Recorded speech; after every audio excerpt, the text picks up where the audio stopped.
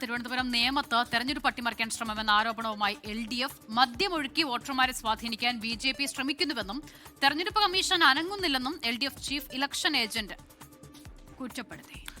Attukal മേടമുക്കിലെ BJP booth ഓഫീസിൽ നിന്ന് 336 litre മദ്യം പിടിച്ചെങ്കിലും 6 ലിറ്റർ എന്നാക്കി കേസ് അട്ടിമറിച്ചു എന്നാണ് ആക്ഷേപം. നേമം നിയോജക മണ്ഡലത്തിൽ ഈ തെരഞ്ഞെടുപ്പ് അട്ടിമറിക്കുന്നതിന് വേണ്ടി BJPയുടെ നേതൃത്വത്തിൽ വ്യാപകമായി മദ്യവും പണവും ഒഴുക്കുന്ന സാഹചര്യമാണ് നിലവിലുള്ളത്. ഇന്നലെ തന്നെ ആറ്റുകാലിലെ മേടമുക്കിലെ BJPയുടെ ഓഫീസിൽ നിന്നും 336 ലിറ്റർ മദ്യമാണ് എക്സൈസ് സംഘം പിടിച്ചെടുത്തത്. അത് പിന്നീട് മനസ്സിലാക്കുന്നത് അവർ 6 ലിറ്റർ മാത്രമുണ്ട് എന്ന് പറഞ്ഞ് കേസെടുത്തു എന്നാണ്. എക്സൈസിൻ്റെ ജോയിൻറ്റ് കമ്മീഷണർ ഇക്കാര്യം സംസാരിച്ചപ്പോൾ അദ്ദേഹം അത് അംഗീകരിച്ചിട്ടുമുണ്ട്. വ്യാപകമായ രീതിയിൽ പണവും മദ്യവും ഉപയോഗിച്ച് ഈ തെരഞ്ഞെടുപ്പിനെ അട്ടിമറിക്കുന്നതിന് വേണ്ടി BJP സ്ഥാനാർത്ഥിയും BJPയുടെ സംവിധാനവും ഇടപെടുകയാണ്. മദ്യവിതരണം പച്ചക്കള്ളമെന്ന് BJP സംസ്ഥാന അധ്യക്ഷനും നേമത്തെ BJP സ്ഥാനാർത്ഥിയുമായ രാജീവ് ചന്ദ്രശേഖർ പറയുന്നു. തെളിവുണ്ടെങ്കിൽ പോലീസിൽ പരാതി നൽകട്ടെ എന്നും പ്രതികരണം. ഓരോരോ വിവാദങ്ങൾ, ഓരോ ദിവസം ഓരോരോ വിവാദങ്ങൾ, പുതിയ വിവാദങ്ങൾ. ഇനിയിപ്പോൾ നാളെയും അവരെന്തെങ്കിലും പറയും. ഇന്നലെ മിഞ്ഞാന്ന് ഡീലായിരുന്നു, ഇന്നലെ വേറെന്തോ ആയിരുന്നു, അതിന് മുമ്പ് മറ്റൊരു കാര്യമായിരുന്നു.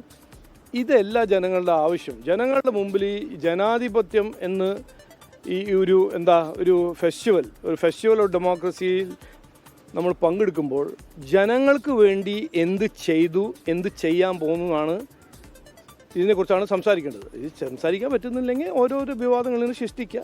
കംപ്ലീറ്റ് നുണയാണ്, 100% നുണയാണ്.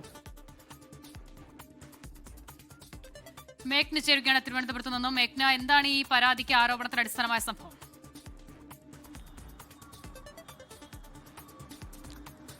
അസിത, സംസ്ഥാനത്ത് തന്നെ ഏറ്റവും പ്രധാനപ്പെട്ട മത്സരം നടക്കുന്ന മണ്ഡലമാണ് നേമം. നേമത്ത് പല വിധത്തിലുള്ള ആരോപണങ്ങൾ ഉണ്ടാകുന്നു. ഇന്ന് LDF ആരോപിക്കുന്നത് അവിടെ BJP ഇലക്ഷൻ അട്ടിമറിക്കാനുള്ള ഒരു ശ്രമം നടത്തുന്നു എന്നുള്ളതാണ്. അതിൽ LDFന്റെ ഇലക്ഷൻ ഏജന്റായിട്ടുള്ള ജയിൽ കുമാർ ആണ് ഇത്തരത്തിലൊരു ആരോപണവുമായി മുന്നോട്ട് വരികയും LDF തെരഞ്ഞെടുപ്പ് കമ്മീഷനും പരാതി നൽകിയിട്ടുണ്ട്. അതിൽ പറയുന്നത് മദ്യമൊഴുക്കി തെരഞ്ഞെടുപ്പ് അട്ടിമറിക്കാനും അതുപോലെ തന്നെ വോട്ടർമാരെ സ്വാധീനിക്കാനും ശ്രമിക്കുന്നു എന്നുള്ളതാണ്. അതുമായി ബന്ധപ്പെട്ട് ആറ്റുകാൽ മേടമുക്കിലെ BJP ബൂത്ത് ഓഫീസിൽ നിന്നാണ് 336 ലിറ്റർ മദ്യം പിടികൂടിയത്. പിന്നീട് അത് എക്സൈസ് ആണ് പിടികൂടുന്നത്. പക്ഷേ അത് 6 ലിറ്റർ മാത്രമാക്കി ചുരുക്കി ഈ ഒരു കേസ് ഒത്തുതീർക്കാനുള്ള ഒരു ശ്രമം എക്സൈസിന്റെ ഭാഗത്ത് ഉണ്ടായി എന്നുള്ള കാര്യം കൂടിയാണ് LDF ആരോപിക്കുന്നത്. അതുപോലെ തന്നെ പല ഭാഗങ്ങളിലും ഇതുപോലെ മദ്യം ഒഴുക്കുന്നു, അതുപോലെ തന്നെ വർഗീയത ആരോപിച്ചുകൊണ്ടുള്ള ഒരു വോട്ട് പിടിക്കാനുള്ള ഒരു ശ്രമത്തിലേക്ക് കടക്കുന്നു എന്നുള്ളതാണ് BJP ആരോപിക്കുന്നത്. ഇന്ന് പരശുരാമ ക്ഷേത്രത്തിൽ ബലിയിട്ട് തിരിച്ചു വരുന്നവരോട് വർഗീയത പറഞ്ഞു വോട്ട് ചോദിക്കുന്ന ഒരു ശ്രമം BJPയുടെ ഭാഗത്തുനിന്നുണ്ടായി എന്നുള്ള ആരോപണം കൂടി LDF ഉന്നയിക്കുന്നുണ്ട്. അതിൽ പ്രധാനപ്പെട്ട ആരോപണമായി ഉന്നയിക്കുന്നത് ഈ വോട്ട്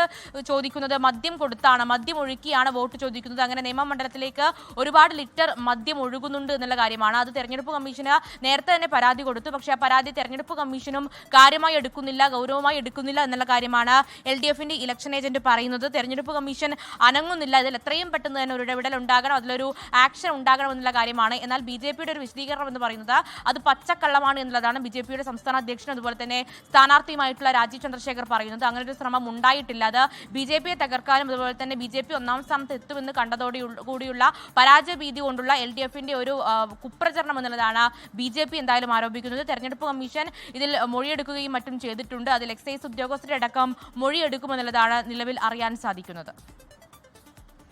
മേഘ്ന മുരളിയാണ് വിശദാംശങ്ങൾ നൽകിയത് തിരുവനന്തപുരത്ത് നിന്ന്.